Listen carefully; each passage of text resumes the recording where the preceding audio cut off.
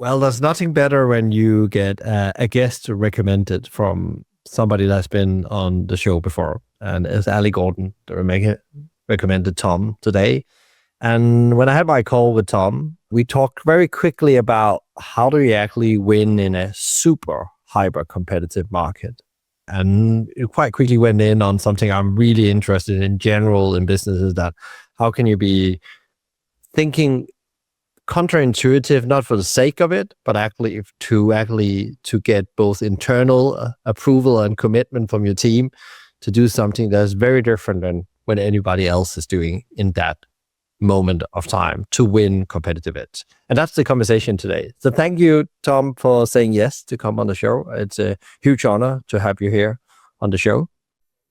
It's lovely to be here, and it was great talking to you previously. And thank you very much to Ali for recommending me, and look forward to it.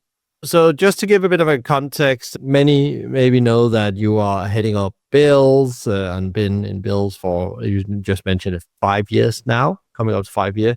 But it'd be interesting to hear a bit about, the story always sets a context for these conversations. So the story you've been on in hospitality and then how you ended up heading up Bills.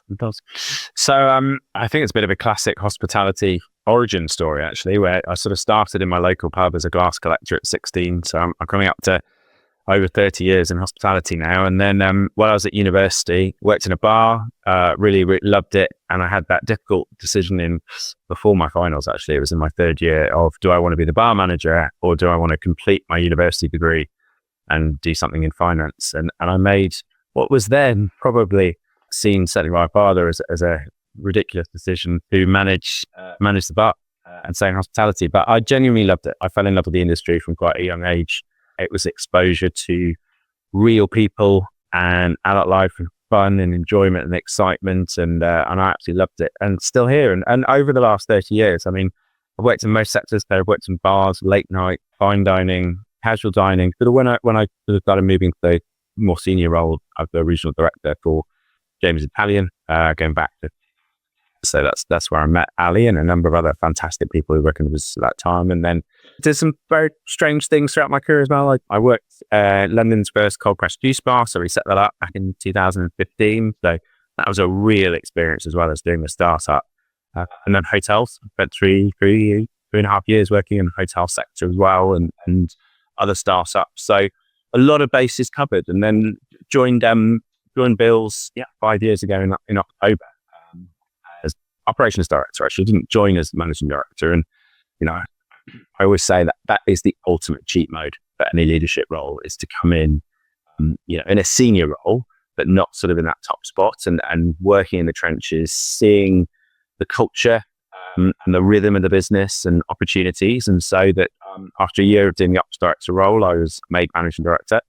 And that was great because I'd sort of had a year of being able to formulate a plan and seeing opportunities and seeing things that I would potentially do differently, and seeing things that, from talking to lots of people in the business that they felt were a big opportunity. And then it was actually then super exciting taking the MD role, because you had a stats notebook of things that you thought could really make a difference. And then it was being given the opportunity then to implement those was really crucial. And I think that was probably, that career-wise, that's been the biggest learning for me, is that transition into a managing director role, and then taking a messy notebook of all these ideas and things that you wanted to do and actually build that out into a strategy, and how you implement that. And then more importantly, how you get 2,500 employees, people, our teams, to agree that was the right strategy and get on board and get excited about it and see that was the right direction of travel, and seeing the opportunities for them as a result of that journey. And how do you present that? How do you do the hearts and minds piece of leadership is absolutely crucial. We've seen so many, and we have done it in the last few years, so many great ideas fail, not because they were bad ideas, because they weren't adopted. And so that first 6 to 12 months was a real leadership lesson for me. Absolutely exhausting, completely rewarding, and I loved it. And I'm still here 4 years later. we could stay a bit about that transition, because it's really interesting, because when you do that transition where you actually step away from operations, you said you had some huge learning on that transition into MD role, because it's two different, very different roles. Yeah. There might be more responsibility. Yeah, sure. But again, you suddenly are the top one. Yeah.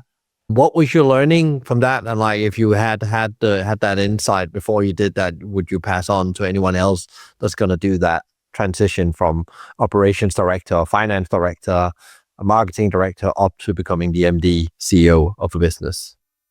I think there were lots. The first one was I'd always been an operator, and operators have a different rhythm to, I think, most other humans. It's very, reactive. It's high pressure. It's in the moment. It's concentrate. It's go, go, go, go, go with ops. And it was really for two reasons: sort of understanding that I knew how to do operations, and that was my background.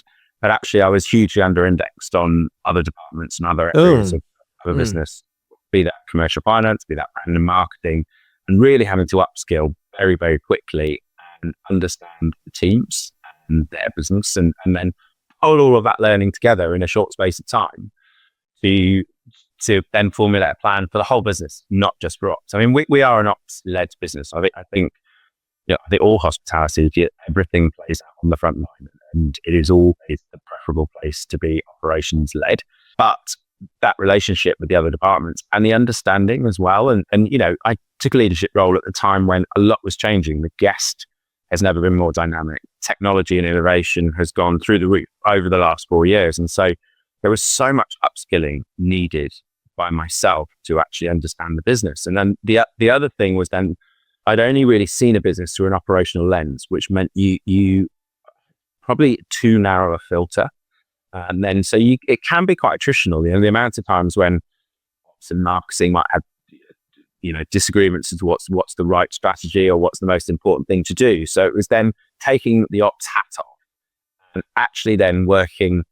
I think the biggest lesson was taking a long enough view. So we took a 2-year view at the time to say, let's not worry about fixing next week or next month or these immediate issues. Obviously something's business critical, you got to jump on it straight away. But actually, where do we want bills to be in 2 years' time? And then working backwards from that with all the departments to go, how does your department, your team, your function contribute to this overall goal? Putting it all together, building this master plan, and then presenting that to, at the time, the exec team. And that was terrifying because I had 18 things on my list that I wanted to achieve in 2 years.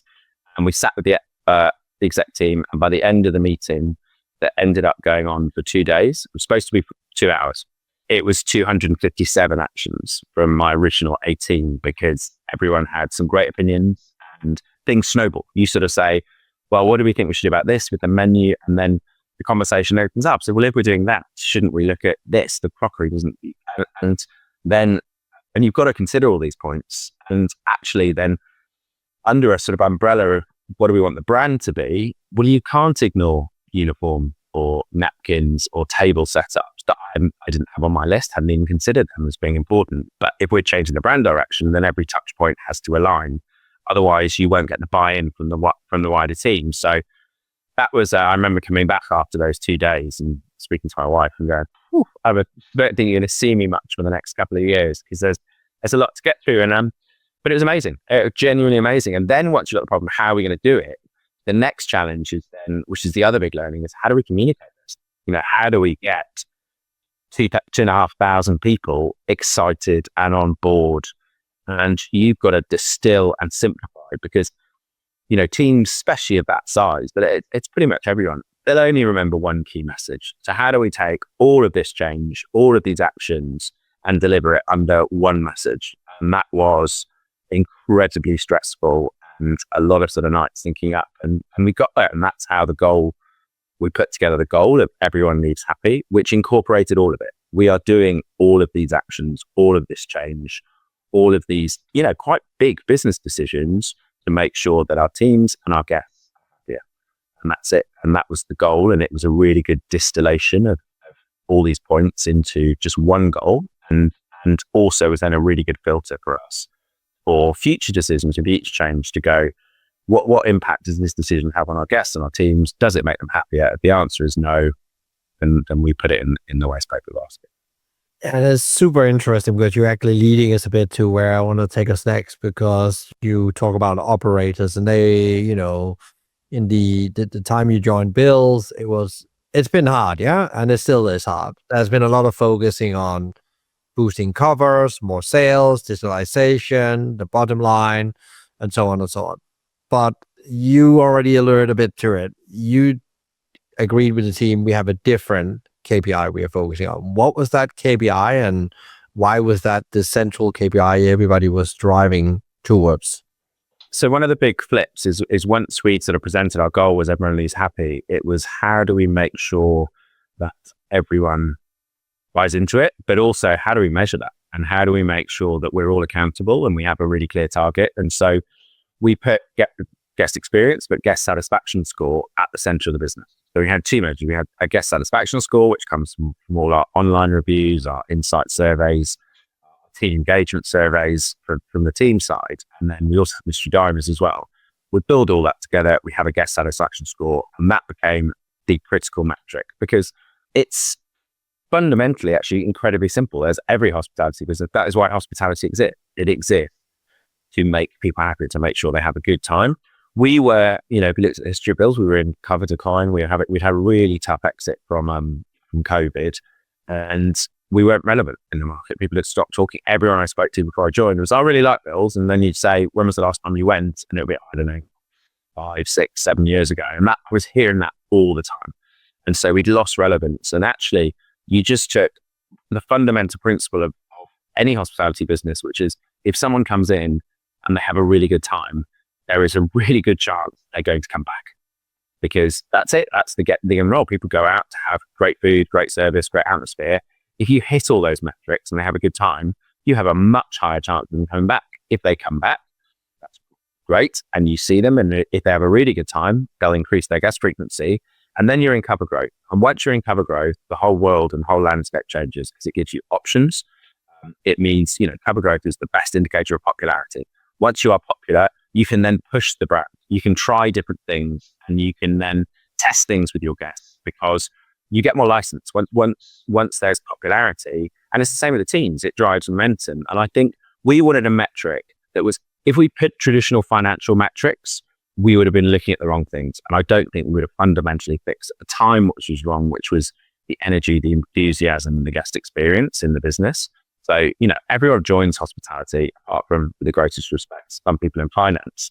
They join hospitality to make people happy. That is the reason why they fall in love with the industry. That's the engine. Everyone who works in hospitality either loves great food or they love praise, which is really interesting from a psychological perspective.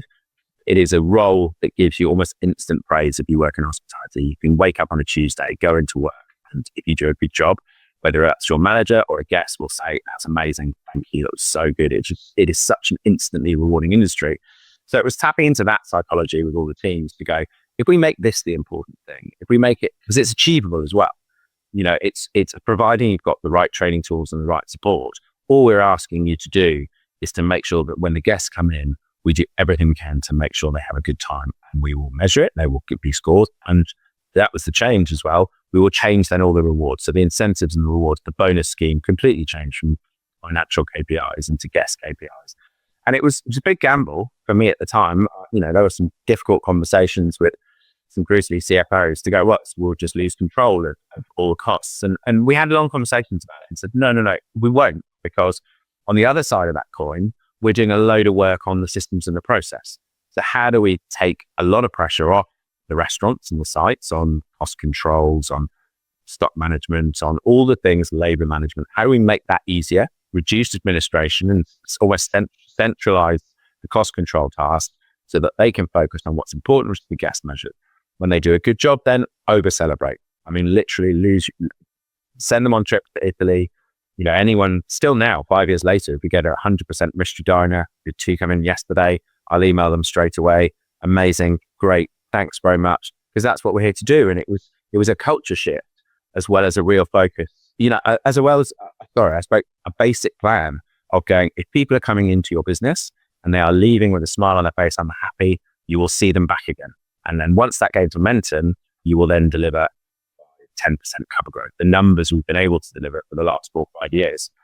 And once you've got cover growth, then profitability is much easier because it's one of those, you get options as well. Once you're in sales growth, if you lose the top line and you lose cover growth, it is a really, really, really difficult industry to be in.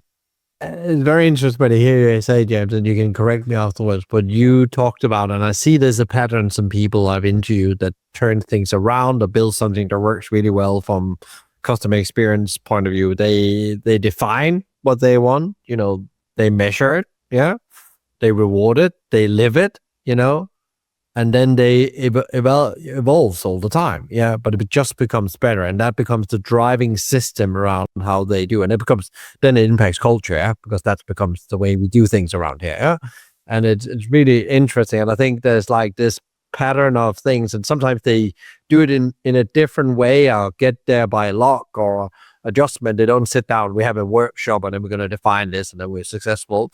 But it seems like you were on that journey. And how did you get that out to, there's like, one thing is the exec team and the board and so on, everybody buys into a plan, but how do you, I think lots of people sitting here, how do you then, when you make such a radical counterintuitive shift in thinking, how do you get that all the way out to James that is serving the guests on a Sunday night, and part-time?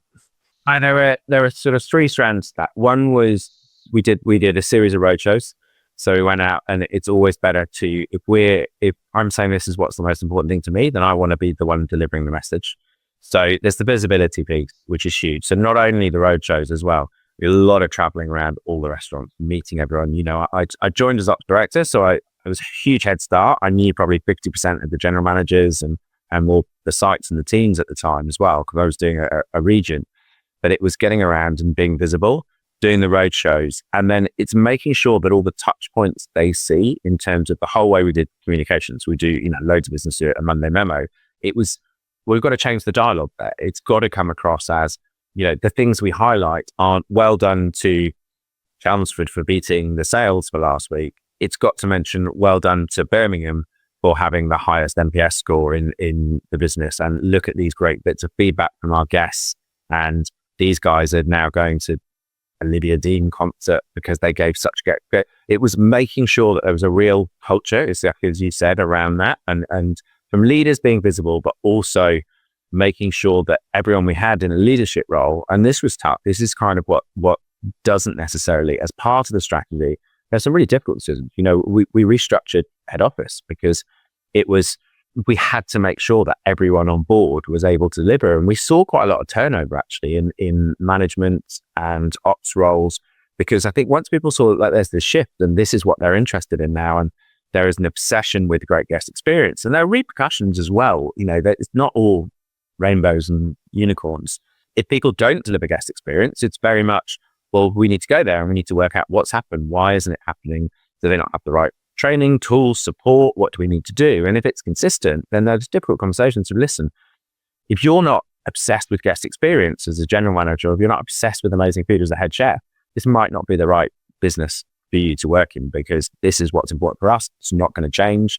This is what we're about. And the amazing thing about Bill's is that's what it was always about. If you go back to its fundamental DNA 25 years ago, I mean, Bill, who's still very much in the business and is absolutely our cultural benchmark, is the most kind, generous person, and he set up a business, down in Lewis, a cafe, if you like, when it first started.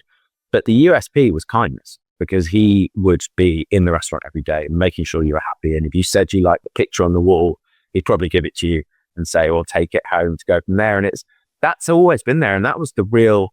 I think that's what made the task easier, certainly within Bill's, is there was that sort of culture existed. And, when I first joined as ops, the thing that I'd said on day one was, there are some amazing people in the business, like absolutely lovely. Great. Now, at the time, they weren't all doing the right thing. They weren't all pulling in the right direction, but culturally they were in the right place. And so that sort of trio, if you like, of visibility, constant reward, and then culture was all the focus in that first first 8-9 months. And it led to some tough decisions.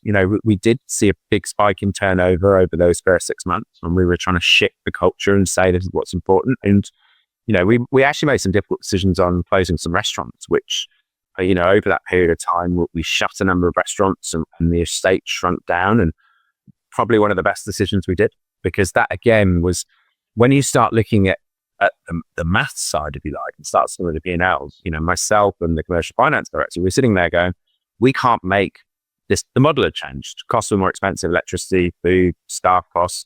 And if we can't make the business work on paper, how demoralizing is it for a brilliant GM and a brilliant waiters, chefs? That was what the saddest thing about that actually was there were some fantastic people who had done nothing.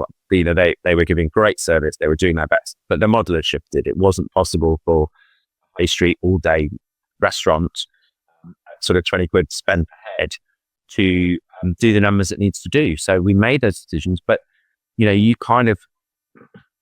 justified it, or certainly I did, and with the teams, is to go, this is for the future, is that when we have a really, and the practical reality as well with challenging sites, and you see it a lot in a lot of restaurant businesses, is you look at, and that was the big, I think, decision change, if you like, for me, was looking at how much time the ops managers and ops chefs were spending in the small, challenging sites, trying to make them work. And that was at the expense of some fantastic businesses, and some great restaurants, and they were being almost neglected because everyone's the same with families. If you've got, and one of your kids is especially naughty, you're probably spending 80% of your time trying to stop them jumping in the paddling pool or trying to catch a neighbor's cat, and ignoring your other two kids who do still need, engagement and nourishment and all that stuff. So it wasn't all, there was a lot of kind of, and we talk about it a lot, there's a load of positives, but we had to do the cut stuff as well, make some people changes, structural changes, close some restaurants. And that was really setting the platform and foundation. So it was a heck of a first 6 months in their role. And it's quite interesting. And there was probably lots of people looking from the outside thinking, are they actually tanking? Because they might not have known this very conscious, you can say counterintuitive growth, because you knew you had to pull back to get back. And I think lots of businesses get into that decision too late, and then it becomes too brutal. You're not in control of that process, and actually getting that right at the same time you in trying to move the ship forward, it's like very hard, especially in the environment we've had. That you had to make some tough calls. And I think you've seen some businesses that didn't do that fast enough, or didn't look at the different ways of thinking. And I think it's really, really interesting where, I've seen a pattern where people have into, they call it graceful growth. And that's both in the decision about how you bring on new sites or new location, hotels, whatever it is, but also when you have to make tough call, how you do it the other way to keep the business alive and make sure that it's alive. Because then if it doesn't survive, there's no jobs for anyone. It's no one ever likes closing restaurants. And, the rules that we said is that if we're going to close a restaurant, I wanted to be the one who did the comms, and we went there and we went with the senior team to sort of support the teams, because that's what I think is difficult about it, is that, in a lot of those restaurants we closed, the teams couldn't have done a better job. It was nothing to do with how hard they were working or what they were doing, and they were all actually doing great jobs. It's just the model didn't work anymore.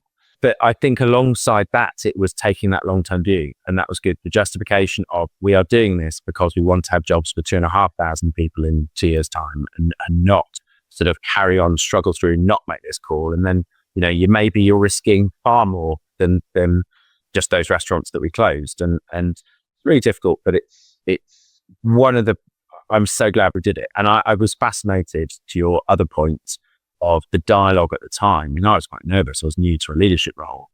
And it was a lot of time, you had to almost big yourself up and be your own cheerleader to go think of the future. This is doing it for the right time, because people do talk in the industry and they're saying, well, I wonder how that's going when restaurants are closing and there's this wacky new strategy on just guest experience and this could go wrong. And I think the really exciting thing is we actually saw we saw the covers growth and the top line sales shift pretty quickly, because after that initial, there was a real energy in the business. And that was back in September, we started doing the strategy, and that Christmas was absolutely fantastic, because I think the teams, it resonated, which I was really glad at. It really, really resonated with the teams, the message of everyone being happy, and we saw a fantastic Christmas. So after that first 2 months, after some nervous weeks, once the sales numbers start coming through, then I was there going like, this is going to work. And how do we build on this now for the next few years? So it was good. If we hadn't had the sales come through in 3 months, I think I'd have been much greater. But was there any, there's never one thing, but was like 1, 2, 3 things that you did in that early part of the strategy where we said we're going to shift the focus and the mindset from, purely focusing on financial number? I know everybody looks at their P&L anyway, but actually how we lead is through the guest experience and NPS. Was there like some initiative you did there where it was actually when you look back and think, that actually made it more sticky from day one? Because, if you just said, we got to focus on the guest experience, it probably wouldn't have landed that well if you hadn't built the model and activated something. But I think the side that also doesn't get spoken about is, alongside that strategy, the work on systems and process in the background was there was just as much focus. Now that the frontline teams wouldn't have seen it. And actually, potentially, 70% of head office, but amongst the finance team and Sherry, who's our conversion and marketing director, in terms of putting together a brand and marketing strategy, there was a lot of hard work and mechanics behind the scene, improving our guest booking journey, improving our website, having a different approach and a far more structured commercial finance view on P&Ls and cost controls. So all of that was happening in the background. But what we were determined to do is, let's not blur the lines and speak to all the teams about all this other stuff. In some ways, I think some people, there was suddenly this boost in cover growth, and there was a load of, the website and the whole guest booking journey had a huge impact on, covers coming to the restaurants, how much easier we were. We had a big focus, go back then on SEO and search engines and our Google improvements. So we did a lot of stuff behind the scenes alongside the core strategy. But I think one of the lessons that I learned very quickly is you cannot give too many messages. And we sort of kept a small group of people who were doing the less glamorous, behind the scenes, late night, almost financial or technical side of the strategy. And then we were only talking about the positive cultural side. And luckily the two came together. And then what was interesting is that once you start getting that movement now on the cultural side and it starts stabilizing, people, you're like, right, people are bought into the cultural side, then we can start opening up more to sort of say, look, this is the expectations in terms of systems and process. And this is what we're doing from a brand and marketing perspective in the future. And we kept that all, and I still don't know to this day whether it was right, but we kept it all very closed book for that first year, because we didn't want to overwhelm people. We didn't want people distracted and having an opinion on different offers or brand colors or the way the website looked. What we really wanted to do was just keep them focused on the guest measures, and then we would really, really focus on the technical side and get all that right. And then they sort of merged after 18 months where you realized that actually the culture had really come in on the guest side. Yeah, and I think it is super interesting. There's something you probably heard about it before. Something I got very interested in some point. Both I learned it a bit with McDonald's, but then I saw when I came out of McDonald's is the service profit chain, where actually what you're focusing on is let your frontline do what they should do, which is principle deliver great guest experience or service, if we call that, it's called the service profit chain.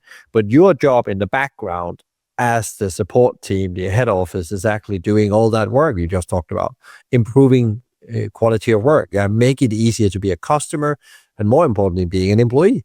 It's like, the one swipe at Amazon thinking behind everything, how to change a shift if you're an employee, how to book a reservation, how do I make that the easiest way of doing business with you or being an employee in your business. And you start thinking about that in the background, you will see profitability increase very high because of productivity. Yeah. And then it's easy as a staff, and then you are more open-minded to actually go and deliver that service that the company talks about they want to achieve. Yeah. The service handbook or principles or guidelines or whatever I call it in your business. I couldn't agree more. I think that's what's amazing working this time is there has been so much innovation and so many improvements and drive forwards in technology. And depending on your mindset, I do think the industry still suffers by probably not being forward thinking or progressive thinking enough. And that is an ops mindset. And I totally understand. And I am saying that as an operator.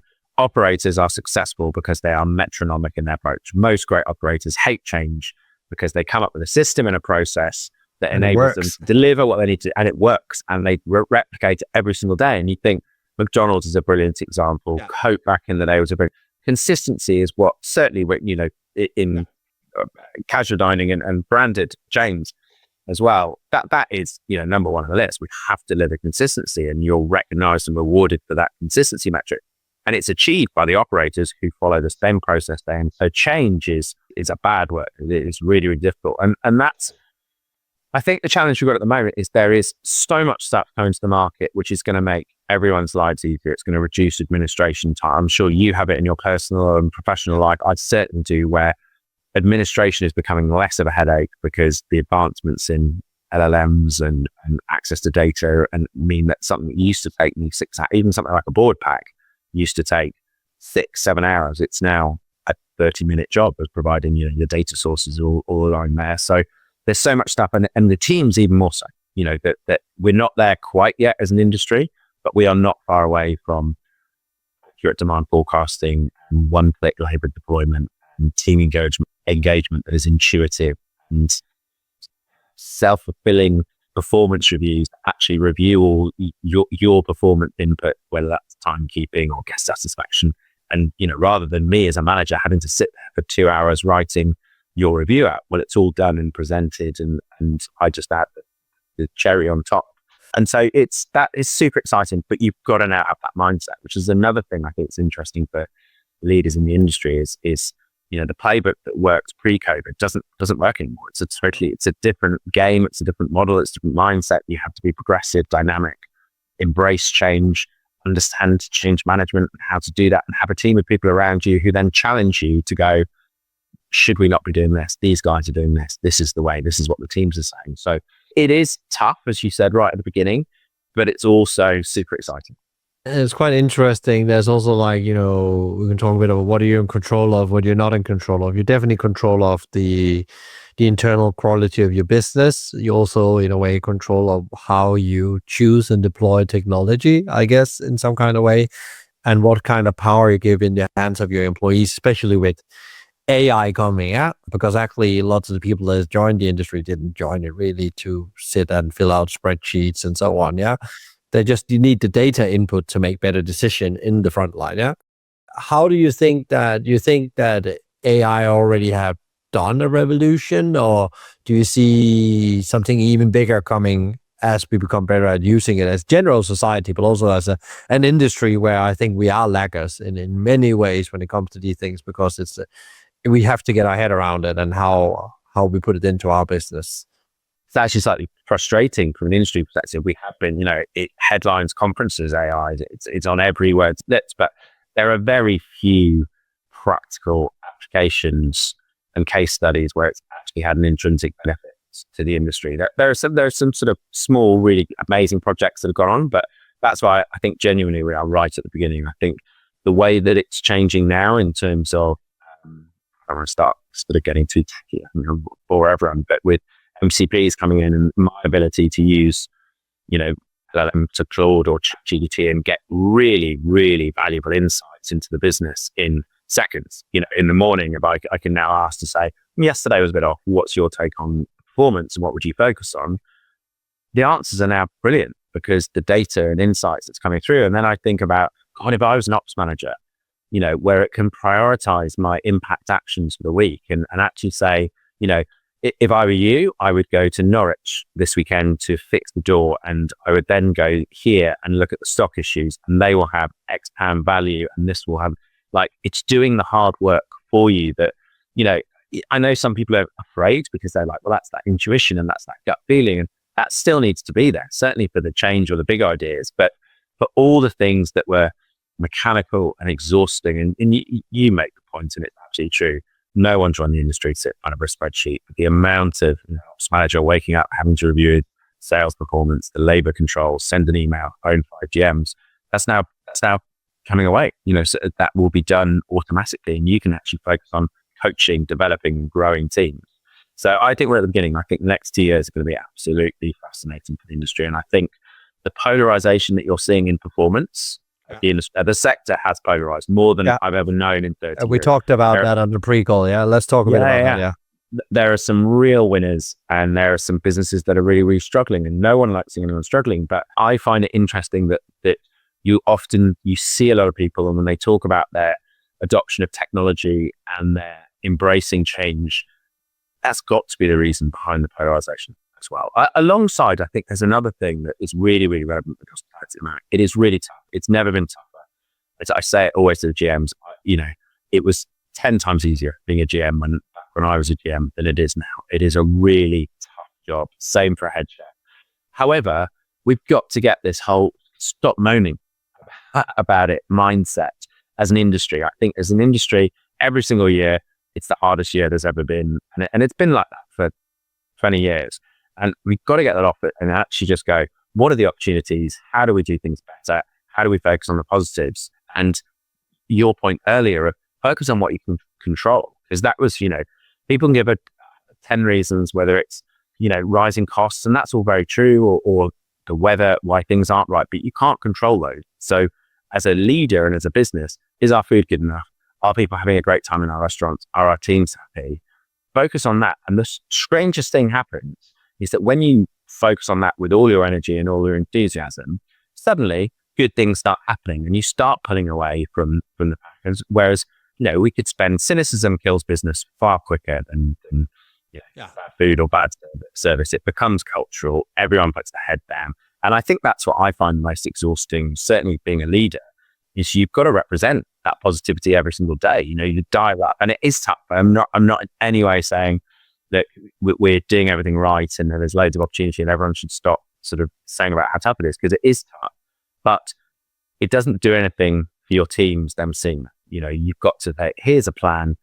Well, it's our rule. Actually, it was Toto Wolff, and I stole it, or even though we're doing it from him. But the best thing with McLaren is whenever there's a problem, they don't focus on the person, they focus on the process. And exactly the same is when things are wrong, create a plan, get everyone's input, and then positively focus on executing that plan. And then suddenly something that feels really horrible and difficult and negative actually feels positive, because 9 times out of 10, and that's what I'm proudest of with our team at Build, is once you come up with a plan, you execute, the problem goes away. Yeah. And suddenly you actually get an exponentially more positive result than pre the problem, because you put some focus into it. So I think that mindset shift along with adopting change are 2 really key attributes that leaders in this environment need to have. That's very interesting. You talk about change management, and it's quite interesting. I was at McDonald's when they struggled and they launched the I'm Loving It campaign. Yeah. And it was all about actually focusing on the process instead of all the problems, and actually coming back to the core of what actually made guests really happy. That was the principle you say, consistency at the core. But what is it that they need to be consistent then? It was not a big menu, for example. You scaled back the menu and so on, but it was really banging that drum and actually understand how do you get like a huge system like that on board on this journey. That was a bit demoralized, gone from being number one and sinking slowly and saved on the line by an investor, and it was quite interesting to see where actually it's about focusing on processes, you say, but also understanding the importance of communicating with everybody in the organization about the momentum we're having, and then suddenly top line was back again, and a global business has evolved, and it's like insane when you think about it. 36,000 restaurants, millions of employees, the 4th biggest workforce in the world.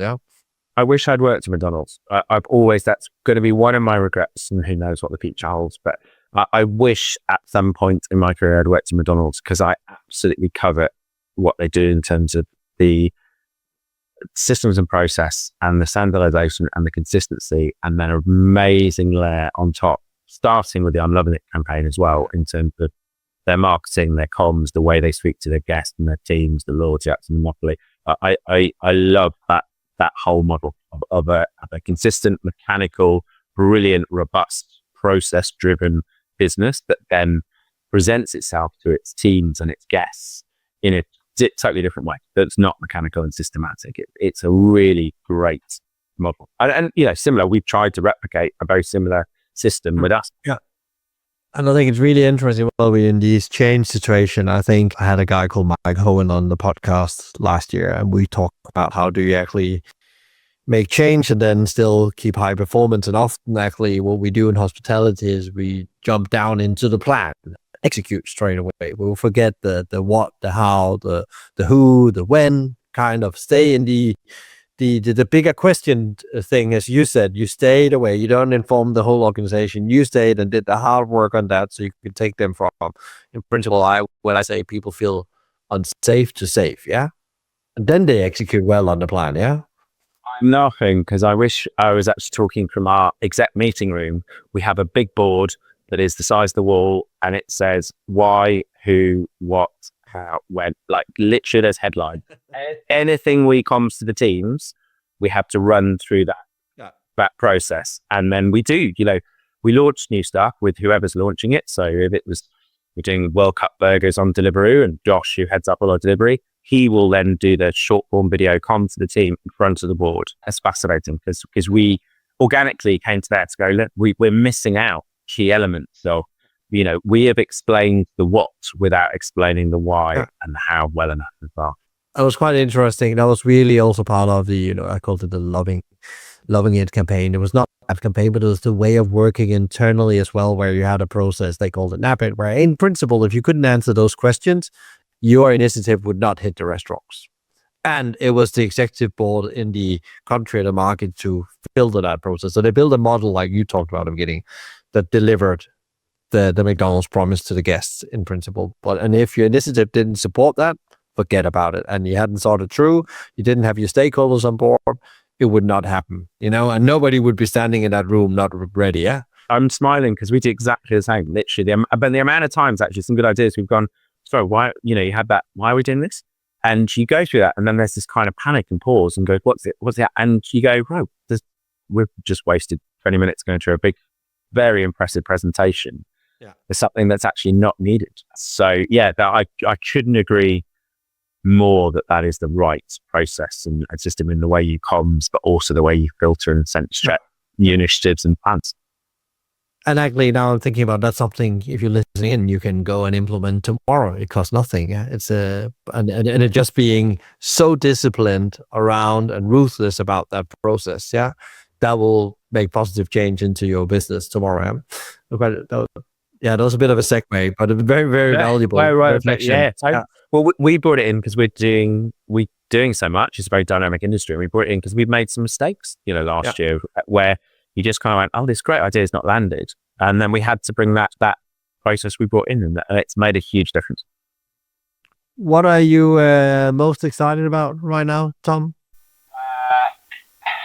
We're opening our first airport at the end of the month. So Heathrow congratulations. Opens in T2, which, Bills as a brand because, it's such a natural fit with an all-day offer and very breakfast heavy as well. I think the airport environment is super exciting. The restaurant, and we're partnering with Volta, who operate in the airport space, and they've been fantastic. And I am so excited to get that open. The restaurant looks stunning, and I think airport is going to be a really good natural home for Bills as well. So that is very exciting. It's a smile every time I think about it. So I can't wait. What is the one question you wished I asked you, and what would it be, and what would be your answer? I think the question, what are the three biggest learnings? We've done so much in the last 5 years. This has been my first big leadership role. And what are the three key takeaways? And they're quite short. I think one of them is give yourself headspace as a leader. I mean, we've spoken about it before in terms of leadership. It's quite lonely, actually, as a role, because you're always on, and you've got to take a strange midpoint between the teams, and whether you've got a board or an investor or private equity or Richard Carey. So that side, in terms of give yourself headspace to, I diarise it now to go and think, is the strategy working? What could I do better? How can I work on myself better as well? I think networking, especially in the current environment, is the single most important thing to do as a leader. You know, I know it's sometimes got a bad rap, and it's sort of seen as leaders are just going out and drinking together and having fun. But there's so much change that you have to be talking to other leaders all the time. What are they doing? How are they approaching this problem? What have they seen? Where do they see the opportunities? And sense check, especially when difficult trading. I think that is absolutely crucial as well. And the other one is just once you got to a stage where you stabilize, you know, your immediate concerns, is investing in the growth of your team. I think it's the most rewarding. That's the thing I'm proudest of at Bills. You know, we've had some great financial results, but actually seeing the growth of the exec team and the senior leaders, that is the thing I'm proudest of and enjoy most, because it also makes my life easier. You know, we're seeing across the board, whether that, you know, Leah, Lucy, Sherry, we're really lucky, Ryan and Ben.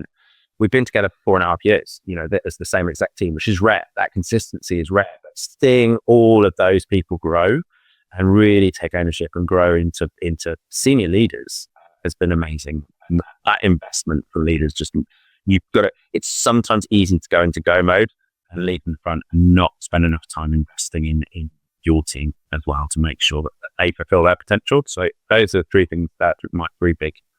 Yeah. There's some super, super good stuff there. If people want to connect with you, Tom, and they might have other questions we haven't explored or thought that was really interesting, the thing you talked about there, how you make guest experience the center of everything, how do they reach out to you and connect with you and have a conversation with you? So I'm just on LinkedIn, there's Tom James as MD Bills, and that's probably my quickest response time. I will try, if anyone does sort of get in contact, to filter through the hundreds and hundreds of new tech startups that message you every day to try their products as well. But yeah, LinkedIn, I think is probably the best place to connect. Awesome, Tom. We'll put that in the show notes as well. Thank you so much for coming on the show, sharing the journey about how you put the guest experience in the center of everything and how you actually, you know, change mindsets and hearts and minds and thereby culture, and actually change a business by thinking very counterintuitive. Amazing. Well, it's lovely to be part of it and really enjoyed it. So yeah, thank you.